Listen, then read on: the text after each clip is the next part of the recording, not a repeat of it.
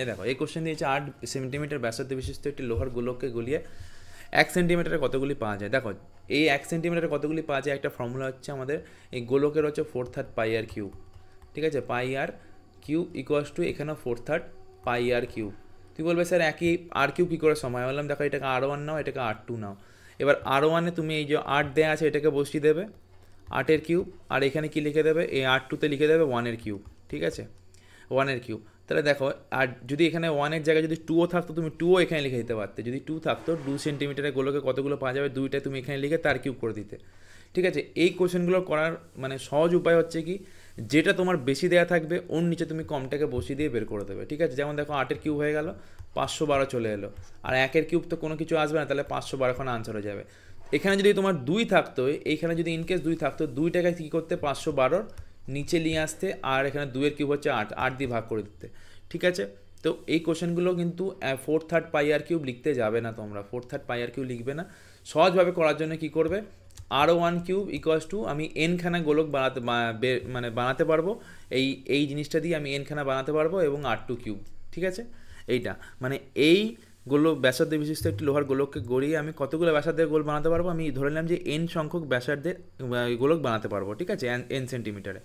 তো N equals to কী হবে আমাদের, এইটা ডিভাইডেড বাই এই জিনিসটা, ব্যাস এইভাবে বের করতে হয়। পরেরগুলোতে দেখলে আরও বুঝতে পারবে। একটা ঘনক দিয়েছে দেখো, একটি ঘনকের কিউবের প্রতিটি সাইড যদি আমার 10% করে কমন হয় তাহলে 500 তলে ক্ষেত্রফল কত হবে। দেখো 500 তল হচ্ছে কি একটা ঘনকের 500 তল হয়ে যাচ্ছে শুধুমাত্র সারফেস এরিয়া যদি বলে দেওয়া হয় 6a², ঠিক আছে, সারফেস এরিয়া যদি বলে দেওয়া হয় 6a² ফর্মুলা, ঠিক আছে। তাহলে শুধু a স্কোয়ারটাকে দেখো 6টাকে বাদ দাও, লাগবে না 6।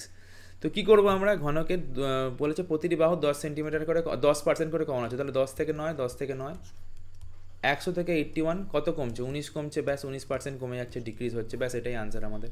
আর কেন করলাম না, কেন কি 19/100 ইন্টু 100 আর কি বের করবো, তার জন্য লিখলাম না। নেক্সট কোশ্চেনে যাব। আচ্ছা এখানে কিন্তু তোমরা দেখো যে এই বিয়োগটা যেন তোমার ঠিকঠাক হয়, 21 বসিয়ে দাও আবার, কেন কি এটা অনেকটা দেখতে একই লাগে যে 100 থেকে 81 গেলে 21 হচ্ছে, তো সেটা যেন না হয়, 19% তোমরা এটা করে নেবে। এটি বৃত্তের ব্যাসার্ধ 50% বাড়ালে ক্ষেত্রফল কত হবে। বৃত্তের ব্যাসার্ধ দেখো 50% মানে কত, হাফ লিখতে পারি, 2 থেকে 3 হচ্ছে, 2 থেকে 3 হচ্ছে, 4 থেকে 9 হচ্ছে, কত বাড়ছে 5 বাড়ছে, 4-এর রেসপেক্টে ইন্টু 100, 4 25-এ, তাহলে আমাদের কত বাড়ছে 125% ইনক্রিজ করছে, ঠিক আছে, ফাটাফাট একদম করবো। নেক্সট কোশ্চেনে যাব।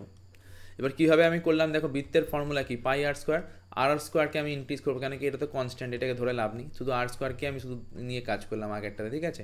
এ দেখো এটাও ভাবো যে আর, এটাও আর, তাহলে আর 2 থেকে 3 হচ্ছে, আর 2 থেকে 3 হচ্ছে, কত হবে, ঠিক আছে। নেক্সট কোশ্চেনে যাব। নেক্সট কোশ্চেন দেখো, একটি আয়তক্ষেত্রাকার জমির দৈর্ঘ্য প্রস্থের অনুপাত যথাক্রমে 6:5। তো দৈর্ঘ্য দিয়ে দিয়েছে, লেন্থ দিয়ে দিয়েছে আমাদের 6, প্রস্থ দিয়ে দিয়েছে আমাদের, ব্রেথ দিয়ে দিয়েছে কত আমাদের 5। কি বলেছে, জমিটির প্রস্থ দৈর্ঘ্যের থেকে 34 মিটার কম, ঠিক আছে, জমিটির দৈর্ঘ্য প্রস্থের থেকে 34 মিটার কম, মানে কি এই যে 1 গ্যাপ রয়েছে সেটা ইকুয়াল টু 34, ঠিক আছে। তাহলে আমাদের এর ভ্যালু কত, 5 ইন্টু 34, আচ্ছা এর ভ্যালু কত 6 ইন্টু 34, তাহলে লেন্থ আর ব্রেথ কিন্তু আমি পেয়ে গেলাম। বলেছে কি, তবে আয়তাকার জমিটির পরিসীমা কত, পরিসীমা বের করার ফর্মুলাকে 2 ইন্টু লেন্থ প্লাস ব্রেথ। তো 2 ইন্টু লেন্থ প্লাস ব্রেথ, আমি দেখো এখানে কিছু করবো না, একটা সহজ উপায় নেব।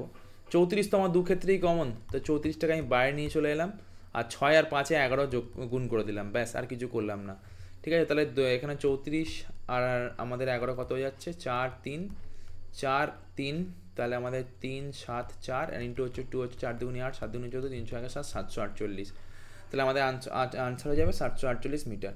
এটি হলঘরের দৈর্ঘ্য প্রস্থের থেকে 5 মিটার বেশি, ঠিক আছে। দৈর্ঘ্য দেখো দিয়ে দিয়েছে, ভাবো যে 5 মিটার বেশি প্রস্থের থেকে, প্রস্থ ধরে নিলাম আমি এক্স, ঠিক আছে। যদি হলঘরের ক্ষেত্রফল এত হয়, দেখো এক্স ইন্টু এক্স প্লাস 5 দিয়ে দিয়েছে কত আমাদের 84, ঠিক আছে। তাহলে হলঘরের দৈর্ঘ্য প্রস্থ কত, অপশান টেস্টের মাধ্যমে যাবে। কেন বলছি, দেখো তুমি যদি এখানে দেখো 12 আর 7, দেখো 7 12 84 একবারে চলে আসে, তুমি ভাবো যে এক্সের ভ্যালু নিয়ে যাও, যদি তুমি 7 12 চলে এলে এটা 84 হয়ে যাচ্ছে। সলভ করতে যাবে না, এই কোশ্চেন কিন্তু সলভ করার মতো নয়, কেন কি তুমি যদি অপশানে যাও, দেখো 11 ইন্টু 6 কত হয় 66 হচ্ছে, 14 ইন্টু 6 কত, 14 ইন্টু 6 4 6 24 2 84 হচ্ছে। কিন্তু তুমি যদি এখানে তুমি ভাবো যে যদি 6 নিয়ে নাও, এই ক্ষেত্রে এটা কি 14 কোনো রকমভাবে এটা 14 আসবে, 6 প্লাস এটা 11 আসছে, তাহলে এটা হবে না। তো অপশান টেস্টের মাধ্যমে কিন্তু ব্রেন খাটিয়ে করবে এগুলো। আর 7 বড় একমাত্র যেটা আছে, যেটা আছে তোমার অপশান টেস্টে ম্যাচ করবে, ঠিক আছে। 13 8-এও কিন্তু তোমার ম্যাচ করবে না, কেন কি দেখো, ভাবো যে আমি যদি 8 নিয়ে নিই, আর 13, 3 8 24, 2 আর 8 2 10 হয়ে যাচ্ছে, মানে এটাও ম্যাচ করছে না, তাহলে একমাত্র 7 আর 12 আনসার অপশান টেস্টের মাধ্যমে যাবে। এটা আয়তাকার প্লটের দৈর্ঘ্য প্রস্থের অনুপাত যথাক্রমে 5:6, ঠিক আছে, 14টা করছি। দৈর্ঘ্য লেন্থ অ্যান্ড ব্রেথ হচ্ছে আমাদের 5 আর 6, ঠিক আছে। যদি প্রস্থ দৈর্ঘ্যের তুলনায় 34 মিটার কম হয়, ঠিক ওটা করলাম তো, ঠিক আছে। নেক্সট কোশ্চেনে যাবো আমরা, 15টায় যাব, ঠিক আছে। এটা করলাম আমরা, এটা করছি না আর। 15টায় যাব। 15টা দেখো যে একটি আয়তক্ষেত্র একটি বর্গক্ষেত্রের ক্ষেত্রফলের পার্থক্য হচ্ছে এত, ঠিক আছে। তো আমি কি করতে পারি এটা দেখো, কোশ্চেনটা দিয়ে দিয়েছে আয়তক্ষেত্র বর্গক্ষেত্রের ক্ষেত্রফলের পার্থক্য, আয়তক্ষেত্র লেন্থ ব্রেথ, আর এটা হচ্ছে a স্কোয়ার ইকুয়াল টু দিয়েছে আমাদের 35, ঠিক আছে। জাস্ট ধরে নিচ্ছি যদি আয়তক্ষেত্রের দৈর্ঘ্য এবং প্রস্থ বর্গক্ষেত্রটির বাহুর তুলনায় 50% বেশি ও 10% কম হয়, তাহলে ক্ষেত্রফলটি নির্ণয় করো, ঠিক আছে। তাহলে আয়তক্ষেত্রের ক্ষেত্রফল নির্ণয় করো, ঠিক আছে।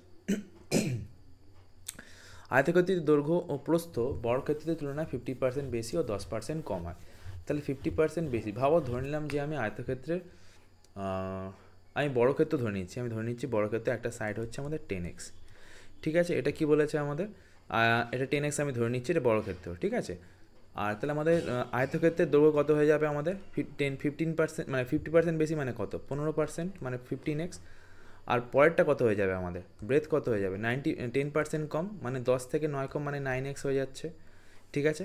তাহলে এবার দেখো 15x ইন্টু 9x মাইনাস হচ্ছে আমাদের 100x স্কোয়ার ইকুয়ালস টু কত, 35। এবার দেখো তো 5 9 45 4 9 4 13, x square equal 100x square equals to আমাদের 35। তাহলে আমাদের এখানে এক্সের ভ্যালু কত চলে আসছে আমাদের 1 চলে আসছে, তোমরা করে নিও, এক্সের ভ্যালু 1ই আসছে। তাহলে আমি লেন্থ কি বলেছে আমাকে, যে ক্ষেত্রফলটি বের করলো আয়তক্ষেত্রে, তাহলে আয়তক্ষেত্রের ক্ষেত্রফল কত হবে, 15 ইন্টু আমাদের 9, কেন 1 ভ্যালু চলে এসছে, তো 5 9 45 4 9 4 13, 135 হয়ে গেল, ঠিক আছে। তো এইভাবে আমরা কিন্তু করবো। নেক্সট কোশ্চেনে দেখো একটি গাড়ির চাকা, দেখো 440 মিটার গেছে, তার জন্য কি করেছে আমাদের 1000 বার ঘূর্ণন করেছে, এবং একটা চাকার কি বলেছে আমাদের ব্যাস কত, ব্যাস বের করতে বলছে। দেখো একটা চাকা যখন ঘূর্ণন করছে ও 2πr বরাবর কিন্তু ঘূর্ণন করে, 2πr, ঠিক আছে। যখনই ঘূর্ণন করছে ও 2πr বরাবর ঘূর্ণন করছে, এবং চাকার ব্যাস আমাকে বের করতে হবে, মানে কি 2r এর ভ্যালু বের করতে হবে, 2r এর ভ্যালু হবে 440 বাই আমাদের 1000 ইকুয়ালস টু কত আমাদের 22/7 ইন্টু হচ্ছে আমাদের আর 22 দিয়ে করলাম 20 চলে এলো, ঠিক আছে। এটাও গেল আমাদের। তাহলে দেখো আমাদের কত পড়ে রইলো, এটা হচ্ছে আমাদের কত বলবো, আমাদের 7 দুগুণি 14 বাই আমাদের চলে এলো এখানে 100 ইকুয়ালস টু আমাদের 8 চলে এলো 2r, ঠিক আছে। 14/100 equals to 2r equals to আমাদের 2r, এখানেও 2r হবে, আমি এটা লিখিনি। এবার এটা কত হচ্ছে আমাদের 0.14 চলে এলো 2r এর ভ্যালু, আর আমাকে তো এটাই বের করতে বলেছে, তাই তো, এটা তো আমাকে বের করতে হবে, তাই এটা আমাদের আনসার হয়ে গেল, ঠিক আছে। 42.7 মিটার রড, লম্বা রড থেকে এত সেন্টিমিটারে কতগুলো রড পাওয়া যাবে। দেখো 42, এটাকে কিছু করবে না, 42.5 মিটার আছে, ডিভাইডেড বাই কী করবে 85 সেমি। এবার দেখো দুটোকেই আমাকে সেমি অথবা মিটার নিয়ে যেতে হবে, তো আমি মনে করছি মিটারের পরে সেন্টিমিটার, তো আমি এখানে কী করলাম 4 2 5 0 করে দিলাম, 10 দিয়ে গুণ, মিটারের পরে সেন্টিমিটার, তার জন্য 85 দিলাম, 5 দিয়ে করছি 5 6 5 8 40, 5 5 25 0, 5 ওকে 5 আর 5 5 ওকে 5 5 7 আমাদের 35, তাই তো, 5 ওকে 5 আর হ্যাঁ 5 7 35, এবার 17 5 50টা হয়ে গেল, ঠিক আছে। 17 5 85 50টা। নেক্সট কোশ্চেনে যাবো আমরা, একটি লম্ববৃত্তাকার চোঙের কতগুলো তল থেকে মুখস্থ রাখবে, লম্ববৃত্তাকার চোঙের বলেছে, তাই লম্ববৃত্তাকার চোঙের কটা তল থাকবে, দেখো 3টে তল থাকে, ঠিক আছে, 1 2 এবার হচ্ছে 3টে, এটা ঠিক আছে। নেক্সট কোশ্চেনে যাবো।